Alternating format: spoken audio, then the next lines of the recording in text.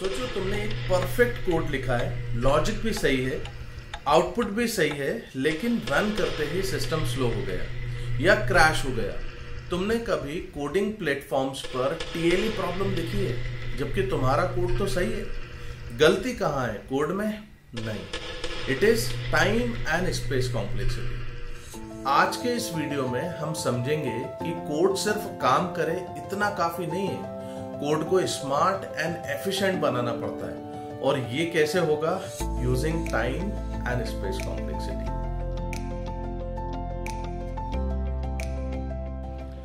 Hi and welcome everyone, how are you? I hope आप लोग सभी ये डीएसए का सीरीज बहुत ध्यान से देख रहे होंगे और काफ़ी सारी चीज़ें हम लोगों ने अभी तक डिस्कस कर ली हैं। तो लेट्स डू वन थिंग, एक रिव्यू कर लेते हैं फटाफट और समझ में आ जाएगा कि हमने अभी तक क्या काम किया हुआ है। तो देखो यहाँ पे मेरा जो पहला वाला वीडियो था गाइस, जिसमें मैंने इंट्रोडक्शन टू प्रॉब्लम सॉल्विंग के ऊपर बात की हुई है, इसमें मैंने आपको बताया है कि यार इंपॉर्टेंस डीएसए की क्या है, आपको क्यों डीएसए सीखना चाहिए, समझना चाहिए, ठीक है।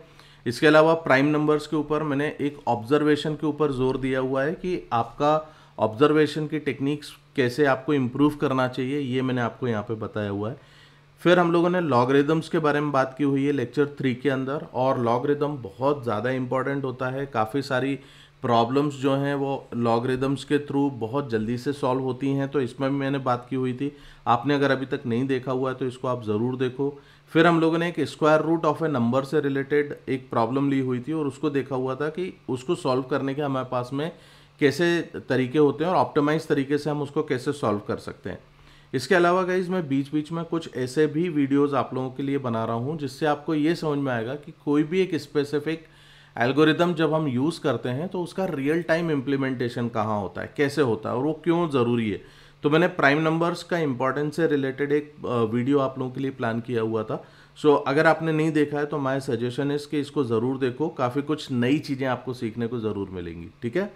चलो with this let us go ahead and start our discussion related to this particular topic, time complexity and space complexity. Guys ये टॉपिक बहुत ज़्यादा ज़रूरी होता है, इसको आपको बिल्कुल भी मिस नहीं करना चाहिए। मैं आपको उसका रीज़न बताता हूँ, क्योंकि जब कभी भी आप किसी एक इंटरव्यू में जाओगे तो आपसे जब भी कोई प्रोग्राम दिया जाएगा, कोई भी एल्गोरिदम दी जाएगी आपको सॉल्व करने के लिए, उसकी टाइम कॉम्प्लेक्सिटी आपसे ज़रूर पूछी जाएगी, ठीक है। अब ये टाइम कॉम्प्लेक्सिटी का क्या फंडा है, क्यों इसको अपन लोग काम करते हैं, इसके बारे में अपन चीज़ें समझना शुरू करते हैं। तो देखो मैं यहाँ पे से ये जो स्पेस कॉम्प्लेक्सिटी है ना, इसको मैं थोड़ा सा बाद में मैं आप लोगों को बताऊंगा। अभी हम सबसे पहले फोकस करते हैं टाइम कॉम्प्लेक्सिटी के बारे में। तो देखो टाइम कॉम्प्लेक्सिटी में मैंने आपके लिए कुछ नोट्स पहले से प्रिपेयर किए हुए हैं, इसको अपन देख लेते हैं ताकि अपना नोट प्रिपरेशन में टाइम थोड़ा सा बच जाएगा, चीज़ों को अपन समझने की कोशिश करेंगे। तो देखो यहाँ पे लिखा है कि time complexity is what, it is not the actual time taken but amount of time taken as function of input size n, ठीक है। अब यहाँ पे दो चीजें हैं, एक मैं बात कर रहा हूँ एक्चुअल टाइम टेकन के ऊपर और एक मैं बात कर रहा हूँ अमाउंट ऑफ टाइम टेकन के ऊपर। अब दोनों क्या चीजें होती हैं इसको समझने के लिए एक छोटा सा प्रोग्राम पहले आप देखो। आप समझो, आप ऐसा कुछ समझ के चलो कि सपोज आपके पास में एक मेथड है, ये टेस्ट मेथड नाम से मैंने कुछ इसको बनाया, ठीक है। मैंने एक ये टेस्ट मेथड के नाम से यहाँ पे कुछ बना दिया, ये टेस्ट मेथड है। अब टेस्ट मेथड में मैं क्या कर रहा हूँ, इसके अंदर मैं कुछ एक ऑपरेशंस यहाँ पे परफॉर्म करूंगा गाइज। तो सपोज मैं ये बोलता हूँ, ये जो फॉर लूप है मेरे पास में, इस लूप के अंदर मैंने यहाँ पे कुछ एक ऑपरेशंस यहाँ पे परफॉर्म किए। अब इन ऑपरेशंस को एग्जीक्यूट होने में कितना टाइम लग रहा है, तो अपन ऐसा कुछ कर लिया हमने कि यार टाइम बिफोर एग्जीक्यूशन यहाँ पे निकाल लिया, टाइम आफ्टर एग्जीक्यूशन निकाल लिया, और एक्चुअल टाइम मैंने बोल दिया कि time after minus time before जो है वो मेरे पास में एक्चुअल टाइम है, ठीक है। अब ये जो मेरे पास में एक्चुअल टाइम मैंने यहाँ पे फिगर आउट किया हुआ है गाइज, ये जो एक्चुअल टाइम फिगर आउट किया हुआ है, आप ऐसा इमेजिन करो कि यार इस पर्टिकुलर प्रोग्राम को एग्जीक्यूट होने के लिए सपोज अगर मैं बोलता हूँ कि यार मेरी मशीन जो है ऑन माई मशीन, इसमें मेरे को, मैं ये बोलता हूं कि यार मेरे को 2 सेकंड का टाइम लगता है, ठीक है। आपकी मशीन पे जो है ये पर्टिकुलर प्रोग्राम जो है ये 4 सेकंड्स में एग्जीक्यूट होता है, और किसी और दूसरी मशीन पे अगर मैं जाता हूं तो हो सकता है, या किसी दूसरा एनवायरनमेंट पे जाता हूं तो हो सकता है कि यार ये 1 सेकंड में ही इसका आंसर आ गया। तो क्या ये सही पैमाने हैं क्या हमारे पास में, क्या ये एक्चुअल टाइम टेकन होता है क्या? नहीं भाई, इसको बेसिकली हम एक्चुअल टाइम टेकन बोल रहे हैं, but we are not concern about this particular part. क्यों कंसर्न नहीं है उसका मैं आपको रीजन बताता हूँ। जब कभी भी कोई भी एक फंक्शन को एग्जीक्यूट किया जाता है, ये जो फंक्शन है, जब कभी इस फंक्शन को एग्जीक्यूट किया जाता है तो ज़रूरी नहीं है कि ये फंक्शन मैं सिर्फ विंडोज़ मशीन पे या आपकी मशीन पे या मेरी मशीन पे मैं रन कर रहा हूँ। मशीन्स अलग अलग हो सकती हैं, हमारे पास ऑपरेटिंग सिस्टम्स अलग अलग हो सकते हैं, इन्वायरमेंट हमारे पास अलग अलग हो सकते हैं, जैसे लीड कोड का हुआ, हैकर रैंक हुआ, एल्गो एक्सपर्ट हुआ। अब ये जो सर्वर्स हैं गाइस, इन सर्वर्स की अपनी एक स्पीड होती है, अपना एक काम करने का तरीका होता है। तो हम जो अमाउंट ऑफ टाइम टेकन की बात कर रहे हैं, हम ये एक्चुअल टाइम टेकन इससे रिलेटेड हम बात नहीं कर रहे हैं। हम एक ऐसे पैमाने की बात कर रहे हैं जिसपे हम ये अंदाज़ा लगा पाएँ कि यार वो इन्वायरमेंट कोई भी हो, वो जो टाइम है वो फिक्स होना चाहिए। आप समझ रहे हो? तो जो टाइम कॉम्प्लेक्सिटी है गाइस, वो एक ऐसा पैमाना है जो आपकी एल्गोरिदम कितनी एफिशिएंट है, कितना टाइम लगाएगी एग्जीक्यूट होने के लिए, ये एक अंदाज़ा लगाया जाता है, एक पैमाना बताया जाता है कि यार इसमें ये पर्टिकुलर चीज़ कितने टाइम ड्यूरेशन में कंप्लीट होगी। ठीक है, अब देखो मैं यहाँ पे amount of time taken as a function of input size से रिलेटेड कुछ एक मैं बात करने वाला हूँ। ये जो मेरे पास में जो दूसरा केस था ना, अमाउंट ऑफ टाइम टेकन, इस पर्टिकुलर चीज़ को मैं यहाँ पे आपको एक्सप्लेन कर रहा हूँ। ठीक है, अब इसको एक्सप्लेन करने के लिए देखिए मैं यहाँ पे एक प्रोग्राम ले लेता हूँ। सबसे पहले ये प्रोग्राम के ऊपर अपन बात करते हैं, देन इसमें क्या लिखा हुआ है वो अपन थोड़ा सा बाद में समझेंगे। ठीक है, so let me just zoom it little bit. ये देखिए, अब यहाँ पे मेरे को क्या करना है, मुझे फाइंड आउट करना है फैक्टर ऑफ ए नंबर। ठीक है, ये जो साइड में क्या लिखा हुआ है इसके ऊपर अभी आप ध्यान मत दो, आप सिर्फ यहाँ पे ये ध्यान दो, फैक्टर ऑफ ए नंबर से रिलेटेड मेरे को एक प्रोग्राम बनाना है। ये हम लोगों ने पहले भी बनाया हुआ है, तो देखो अभी मैं पूरा प्रोग्राम तो नहीं बना रहा हूँ, बट इसमें मैं कुछ चीज़ें मैंने हाईलाइट की हुई हैं, उनके ऊपर अपने को बात करनी है। तो मैंने बोला काउंट फैक्टर्स नाम से एक प्रोग्राम है, मतलब काउंट फैक्टर्स नाम से एक मेथड है, उसके अंदर एक वैल्यू आ जाएगी नंबर। ठीक है, अब मैंने ये बोला कि यार इसमें मेरे को कितने फैक्टर्स हैं इसके, उसके लिए मैंने काउंट करके एक वेरिएबल बना लिया। यहाँ पे मैंने लूप लगा दिया कि हम 2 से स्टार्ट करेंगे, लेस देन n तक जाएंगे, i++ करेंगे और कुछ ऑपरेशंस हम यहाँ पे इम्प्लीमेंट करेंगे या करेंगे, जिसका हम जो कि बेसिकली ये चेक करेगा कि वो फैक्टर है कि नहीं, एक नंबर जो आ रहा है it is a factor of this number और नॉट, ये इसको चेक करना है। ठीक है, और यहाँ से फिर मैंने फाइनली रिटर्न कर दिया कुछ एक पर्टिकुलर काउंट। अब देखो अगर मैं यहाँ पे तुमसे ये बोलूँ कि यार इसमें ऑपरेशंस कौन कौन से हो रहे हैं, तो यहाँ पे से देखो ऑपरेशंस आपके यहाँ पे इंप्लीमेंट हो रहे हैं। जैसे ये int count is equal to 0, ये एक ऑपरेशन है। ठीक है, operation to check the factors, अब ये इसके अंदर मल्टीपल ऑपरेशंस भी हो सकते हैं, ये अलग ऑपरेशंस है। देन रिटर्न स्टेटमेंट, ये भी एक ऑपरेशन के अंदर आता है। तो यहाँ पे ये जो स्टेटमेंट लिखा हुआ है ना, amount of time taken as a function of input size, मतलब जो मैंने यहाँ पे n की वैल्यू दी है उस पर्टिकुलर n के अगेंस्ट यहाँ पे ये पर्टिकुलर चीज कितना टाइम ले रही है उसको हम यहाँ पे बात कर रहे हैं, राइट। तो देखो यहाँ पे मैंने आपके लिए एक स्टेटमेंट लिखा हुआ है, इसको मैं आपको पढ़ के बताता हूँ, देन यू विल अंडरस्टैंड एक कोड में कितने ऑपरेशंस परफॉर्म होते हैं और ये अमाउंट ऑफ टाइम टेकन को कैसे अफेक्ट करते हैं। इसको हम बेसिकली बोलते हैं टाइम कॉम्प्लेक्सिटी। समझ में आया? इसको एक बार और पढ़ता हूँ, देखो समझ में आएगा। एक कोड में, मतलब ये जो कोड है, इस कोड में कितने ऑपरेशंस परफॉर्म होते हैं। यहाँ पे ये देखो, ये हमारे पास ऑपरेशन है, ये ऑपरेशन है, ये ऑपरेशन है। ठीक है, कितने ऑपरेशंस परफॉर्म होते हैं ये और ये अमाउंट ऑफ टाइम टेकन को कैसे अफेक्ट करते हैं, इसे टाइम कॉम्प्लेक्सिटी बोला जाता है। आई होप ये वाली चीज़ आपको समझ में आ गई होगी। अब देखो यहाँ पे से एक दूसरी चीज़ समझते हैं। यहाँ तक तो आप समझ गए कि ये जो दो चीज़ें मैंने आपको यहाँ पे डिवाइड करके बताई थी ना, actual time taken and amount of time taken, ये दो चीज़ें आपके दिमाग में आ गई होंगी। ठीक है, अब हम लोग यहाँ पे बात करते हैं एक फेमस टाइम कॉम्प्लेक्सिटी नोटेशन के बारे में, जो कि आपको ज़्यादातर सुनने में आता होगा गाइज, और ये है हमारे पास में बिग ओ नोटेशन। इस पर्टिकुलर नोटेशन के ऊपर मेरे को बात करनी है। ठीक है, अब ये नोटेशन क्या होता है, बिग ओ क्या होता है, मैं सब आपको धीरे धीरे बताऊंगा, but just focus on these things. अब देखो यहाँ पे मैंने क्या लिखा हुआ है, ये भी मैंने आपके लिए बेसिकली इंटरनेट से ही इसकी डेफिनेशन निकाली हुई है। आप भी जाके चेक कर सकते हो यार कि बिग ओ नोटेशन क्या है, what is big O notation. You can just type on the Google and you will get this particular idea. So देखो यहाँ पे क्या लिखा हुआ है, big O notation is a mathematical notation used to find an upper bound on time taken by an algorithm. समझ में आया? हम एक अपर बाउंड को फाइंड करने के लिए एक एल्गोरिदम में इस नोटेशन का हम लोग यूज करते हैं। ये एक कंसेप्ट है, मैथमेटिकल कंसेप्ट है या मैथमेटिकल नोटेशन आप इसको बोल दो, जो कि एक अपर बाउंड को लेने के लिए यूज करता है।